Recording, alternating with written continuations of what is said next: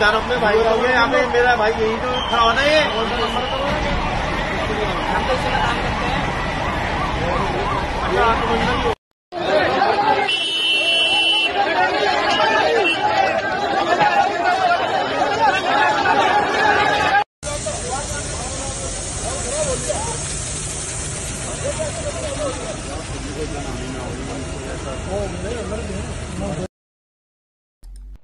প্রিয় দর্শক, আমি আরমান, আপনারা হচ্ছে নিউ আরমান ইউটিউব চ্যানেল। আর আজকে যে বিষয়ে কথা বলছে, আপনারা যে এতক্ষণ যে ভিডিওটা দেখলেন হচ্ছে দিল্লি, যেখানে ভারতের রাজধানী দিল্লি রাজধানীর সামনে মানে লালকেল্লার সামনে মেট্রো 1 নম্বর গেটের সামনে সেখানে বোম ব্লাস্ট হয়। এটা সন্ত্রাসী হামলা বলো বা ষড়যন্ত্র, এটা একটা ভয়ানক একটা ষড়যন্ত্র চক্র করে বোম ব্লাস্ট করা হয়েছে। কিন্তু আজকের এই যে বোম ব্লাস্ট হয়েছে, কিন্তু এখনো ভারতের যে স্বরাষ্ট্রমন্ত্রী অমিত শাহ এখনো কিভাবে তার গদিতে বসে, কেন এখনো পদত্যাগ নেয়নি? কারণ যার দায়িত্ব আছে সেনাবাহিনীর অমিত শাহ, সে কিভাবে একটা রাজধানী বা ভারতের রাজধানী সেখানে বোম ব্লাস্ট হয়, কিভাবে হতে পারে, তাও আবার লালকেল্লার সামনে। প্রিয় দর্শক, আজকের এই নিয়ে আলোচনা করতে চলেছি, তো আপনারা ভিডিওটা শেষ পর্যন্ত দেখতে থাকুন। যেখানে ভারতের রাজধানী দিল্লি লালকেল্লার সামনে সুরক্ষা নেই, সেখানে ভারতের মানুষ, সাধারণ মানুষ কী করে সুরক্ষা পাবে? আজকে এটাই হচ্ছে কথা, সাধারণ মানুষের মুখের কথা হচ্ছে এটাই, ভারতের মানুষ কীভাবে সুরক্ষিত থাকবে যেখানে রাজধানী দিল্লি মানে ভারতের রাজধানী সেখানে সুরক্ষিত নেই। আজকে সাধারণ মানুষ যাকে ভোট দিয়ে ভারতের প্রধানমন্ত্রী করেছে মোদি, তাহলে তিনি যদি ভারতের দায়িত্ব নিয়ে যদি এখানে বোম ব্লাস্ট হচ্ছে, তিনি যাচ্ছে অন্য দেশে জন্মদিন পালন করতে, তাহলে ভারতের মানুষের উপরে কী হবে? এর আগেও আমরা দেখেছি কংগ্রেসের আমলে কম বেশি সন্ত্রাসী হামলা হতো, কিন্তু তারপরে যখন এই বিজেপি সরকার আসলো, বিজেপি সরকারকে ক্ষমতা আনা হলো, কিন্তু বিজেপির আমলে যদি এরকম হয়, এই বিজেপি সরকারকে ক্ষমতায় আনা হলো সাধারণ মানুষের এসে, কিন্তু এই বিজেপির আমলে এসে আরও সন্ত্রাসী হামলা বাড়লো, তাহলে কি বিজেপি সরকার সন্ত্রাসী রুখতে পারছে না? অপদার্থ অমিত শাহ বা কেন এখনো পদত্যাগ করছে না? যিনি স্বরাষ্ট্রমন্ত্রী ভারতে বিএসএফের দায়িত্ব আছে, তাহলে কেন এখনো যারা সন্ত্রাসী হামলা করছে তাদেরকে ধরা হচ্ছে না? এর জবাব চায় বাংলার মানুষ। বিহারে ভোট হলো, নীতিশ কুমারকে কি বাঁচাতে বিজেপি সরকার কি এই পরিকল্পনা ফেলেছে? কারণ এর আগে আমরা দেখেছি 2019 সালে পুলওয়ামা হামলা হয়, সেখানে কিন্তু এই অমিত শাহ কোনো কিছু করতে পারে না, কোনো জবাব দিতে পারেনি। আবারও 2025-এ যে হামলা হলো বা সন্ত্রাসী হলো বিস্ফোরণ, বিহারে ভোট হলো, তারপরে তিনি সন্ত্রাসী হামলা। শুভেন্দু যে বলে বড় বড় কথা যে বাংলাদেশ থেকে রোহিঙ্গা আসছে ভারতে, তাহলে কি ওই শুভেন্দু দল বিজেপি অমিত শাহর মদতে কি ভারতে দিল্লিতে যে বিস্ফোরণ হলো তাহলে অমিত শাহর মদতে হলো? শুভেন্দু বড় বড় কথা বলে যে বাংলাদেশ থেকে রোহিঙ্গা, বাংলাদেশে মুসলমান রোহিঙ্গা কাঁটাতার পেরিয়ে আসছে। আজকে বাংলা মানুষ সব বুঝতেছে, তাই এই বিজেপি সরকারকে সামনে 2026-এ বাংলা থেকে তাড়িয়ে দেবে আর নতুন মানুষকে বাংলা চাচ্ছে।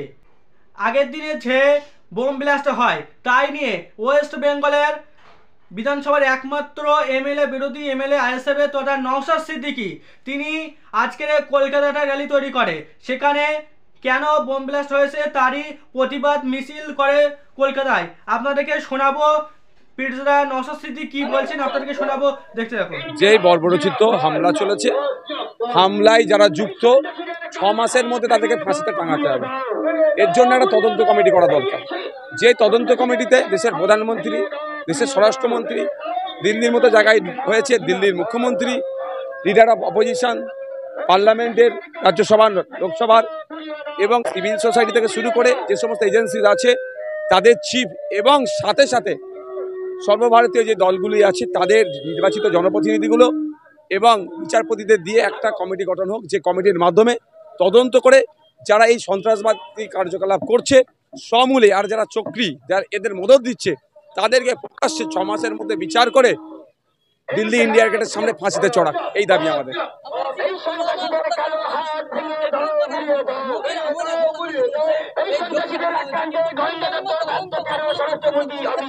সেটাই দাবি আমাদের, পূর্ণাঙ্গ তদন্ত হোক। 2019 সালে পুলওয়ামাতে অ্যাটাক হয়েছিল, আমাদের আধা সামরিক বাহিনী, আমাদের সেনারা শহীদ হয়েছিল। এখনো পর্যন্ত কারা হামলা করলো, কজন শাস্তি পেল, সেটাও আমরা জানতে পারছি না। তাই আমাদের নিরপেক্ষ তদন্ত হওয়া দরকার, এবং এই নিরপেক্ষ তদন্তের জন্য একটা বড় টিম তৈরি করতে হবে।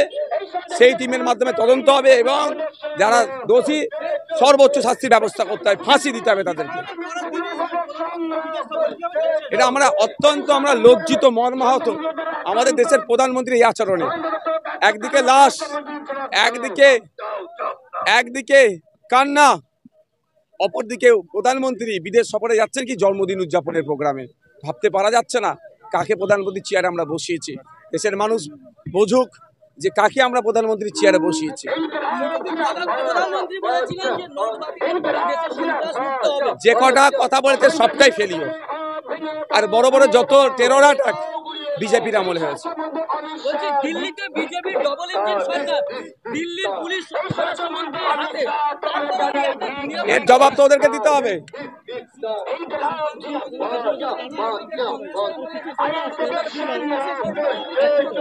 না, প্রশ্নটা হচ্ছে ওইখানে নয়, কংগ্রেস আমলে হতো, আপনারা হবেন না বলে তো আপনারা ক্ষমতায় এসছেন। তারপরে হচ্ছে আপনাদের আমলে হচ্ছে, আপনাকে জবাব দিতে হবে। দিল্লিতে যে সন্ত্রাসবাদী হামলা হয়েছে, এই সন্ত্রাসবাদী হামলা নিয়ে অনেকগুলো প্রশ্ন থেকে যাচ্ছে। বিজেপি সরকারে আসার পর থেকে যতগুলো নাশকতার ঘটনা ঘটেছে, সন্ত্রাসবাদী হামলা হয়েছে, এখনো পর্যন্ত কোনো সন্ত্রাসবাদী হামলার পিছনে কারা, তাদেরকে খুঁজে বার করে শাস্তির আওতায় আনার কোনো ঘটনা ঘটলো না। আমরা তারই মধ্যে দিল্লির ঘটনা দেখলাম। পুলিশি সার্ভেলেন্সে ছিল, বলা হচ্ছে গাড়িটা সকাল থেকে নাকি পুলিশি সার্ভেলেন্সে ছিল। 8:04 কোথায় ছিল, 8:20 পেট্রোল পাম্পে পেট্রোল নিয়েছে থেকে শুরু করে সারাদিন গাড়িটা কোথায় কোথায় ছিল তার রিপোর্ট সরকারের কাছে রয়েছে, অর্থাৎ স্বরাষ্ট্র দপ্তরের কাছে রয়েছে।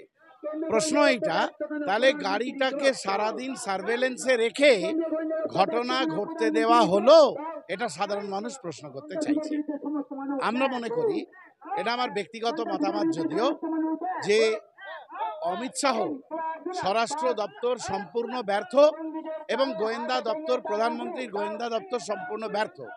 এই ব্যর্থতার দায় দুজনকে নিতে হবে, আর স্বরাষ্ট্রমন্ত্রী অমিত শাহকে পদত্যাগ করতে হবে, দায় নিয়ে। এটা বিজেপির তাদের রাজনৈতিক এজেন্ডা। ভারতবর্ষের স্বাধীনতা আন্দোলনে লালকেল্লায় যিনি পতাকাটা বেঁধেছিলেন, তার যদি আমরা সত্তা দেখি, একজন মুসলমান। আমরা বলতে চাইছি যে এটা বিজেপি তাদের নিজস্ব এজেন্ডা। এই ভারতবর্ষ একজন হিন্দুর যা অধিকার আছে, একজন মুসলমানের তাই অধিকার আছে, একজন আদিবাসী, দলিত, মতুয়া, নমশূদ্র তাই অধিকার আছে। সংবিধান সেই অধিকার আমাদেরকে দিয়েছে। এই সরকার সংবিধান রক্ষা করতে ব্যর্থ হয়েছে, দেশের সার্বভৌমত্ব রক্ষা করতে এই সরকার ব্যর্থ হয়েছে। তাই যখন তার ব্যর্থতা ঢাকার জন্য তিনি মাঝে মধ্যে এই রকম রাস্তা, এরকম লাইন তিনি বেছে নেন, যাতে কারোর ওপর দোষ চাপিয়ে নিজের দোষটাকে ঢাকা যায়। আমরা বলতে চাইছি, ভারতবর্ষের মানুষ এই বিজেপি সরকারকে বুঝে গেছে বলেই তার জোটসঙ্গী নীতিশ কুমারকে বাঁচানোর জন্য, যেমন 2019 সালে পুলওয়ামার ঘটনার বিচার ভারতবর্ষের মানুষকে দিতে পারেনি স্বরাষ্ট্র দপ্তর, অমিত শাহ, এবং নীতিশ কুমারের সমর্থন ছাড়া এই সরকার টিকতে পারবে না। এবং নীতিশ কুমারকে বাঁচানোর জন্য, নীতিশ কুমারের সরকারকে বাঁচানোর জন্য এই রকম ঘটনা বিজেপি তার স্বরাষ্ট্র দপ্তর, তার অবহেলার জন্য, তার উদাসীনতার জন্য এই ঘটনা ঘটেছে। আমরা মনে করি, যদি নিরপেক্ষ তদন্ত হয়, তাহলে এই ঘটনার সঙ্গে সরকারের ব্যর্থতা সামনে চলে আসবে। তাই বারবার কিছু কমিউনিটির মানুষকে সামনে নিয়ে এসে এই রকম কথাবার্তা বলেন। এই দেশের সরকার ব্যর্থ, দেশের স্বরাষ্ট্রমন্ত্রী ব্যর্থ, এবং অবিলম্বে এদেরকে পদত্যাগ করতে হবে। আপনারা দেখলেন আজকের নওশাদ সিদ্দিকী নিজে ফেলাখাতে নিয়ে প্রতিবাদ মিছিল করেছিল, আর তাতে লেখা ছিল যে সন্ত্রাসী হামলা বন্ধ হোক, বাংলার মানুষ বা তথা ভারতবর্ষের মানুষ এক হও। আজকের যে সন্ত্রাসী হামলা, একের পর এক হয়ে যাচ্ছে। কয়েকদিন আগে পেহেলগাঁও যে সন্ত্রাসী হামলা হলো, তার আগে 2019 সালে যে পোলওয়া হামলা হলো, একের পর এক হামলায় ভারতের নাগরিক বা 2019 সালে পোলওয়া হামলায় অনেক বিএসএফ মারা গিয়েছিল। তো আজকের যে বিষয়ের কথা বলে চলেছি প্রিয় দর্শক, 10ই নভেম্বর যে সন্ধ্যায় যে দিল্লি লালকেল্লার সামনে যে ব্লাস্ট হলো, 300-350 কেজি বোমা নিয়ে যাচ্ছিল। এই যে সন্ত্রাসী হামলা বলা যায়, সন্ত্রাসী হামলা বলা যায়, কিন্তু এখনো কেন অমিত শাহ তিনি পদত্যাগ করছে না? বাংলার মানুষ বা তথা ভারতবর্ষের মানুষ জবাব চাচ্ছে। আজকের যে সন্ত্রাসী হামলা হয়েছে, এতে কি পাকিস্তানের কি হাত আছে, কি বাংলাদেশের হাত আছে, কোনটা আছে দেখতে হবে। কারণ ইতিমধ্যে বাংলাদেশের ঢাকা বিশ্ববিদ্যালয়ের 2টো ছাত্রের নাম উল্লেখ এসছে এই ষড়যন্ত্রের সাথে যুক্ত আছে। যেখানে ভারতবর্ষের রাজধানী দিল্লি সবসময় সিকিউরিটি থাকে, সেখানে কিভাবে 350 বা তার চাইতেও বেশি বোমা কিভাবে নিয়ে গেল ওখানে, যেখানটা পূর্ব পরিকল্পিতভাবে ষড়যন্ত্র চলছে। কেন এখনো তাদেরকে ধরা হয়নি বা তাদেরকে খোঁজানি? কারণ নওশাদ সিদ্দিকী ভাইজান 6 মাস টাইম দিয়েছে। যারা এই কাজ করেছে তাদেরকে ধরে এনে তাদেরকে ইন্ডিয়া গেটের নিচে তাদেরকে ফাঁসি দেওয়া হোক, এইটাই চাচ্ছে বাংলার মানুষ। আজকে নওশাদ সিদ্দিকী ভাইজান সাধারণ মানুষের হয়ে লড়ছে। যখনই কোথাও পেহেলগাঁও যেভাবে সন্ত্রাসী হামলা হয়েছিল, তখনই নওশাদ সিদ্দিকী বাংলার মানুষের হয়ে বা সাধারণ মানুষের হয়ে লড়ছিল। কারণ এখানে একটা পূর্ব পরিকল্পিতভাবে ষড়যন্ত্র আছে কি? কারণ বিহারে ভোট শেষ হয়েছে আগের দিন, আর তার পরের দিনই এই যে লালকেল্লার সামনে বিস্ফোরণ ঘটে। এতে বোঝা যাচ্ছে কোনো একটা না কোনো পরিকল্পিতভাবে সন্ত্রাসী হামলা আছে। কারণ এর আগে আপনারা দেখেছেন যে পেহেলগাঁও যে হামলা হয়েছিল, কারণ যারা হামলা করেছিল তাদেরকে এখনো শাস্তি দেওয়া হয়নি। তাইলে একটা যুদ্ধ হয়ে গিয়েছে পাকিস্তান ও ভারতের সাথে। এখন কি আবারও কি ভারত আর পাকিস্তান যুদ্ধ হতে চলেছে? এই হচ্ছে বাংলার কথা। কারণ যা ষড়যন্ত্র বা সন্ত্রাসী হামলা হচ্ছে, এতে কি দেখা যাচ্ছে আবারও যুদ্ধ লাগতে চলেছে ভারত আর পাকিস্তান। দেখার বিষয় আগামীতে কি হয়। তো এরকম ভিডিও, এরকম খবর পেতে অবশ্যই চ্যানেলটিকে সাবস্ক্রাইব করে রাখুন। আর যারা এখনো সাবস্ক্রাইব করে রাখুন, ধন্যবাদ।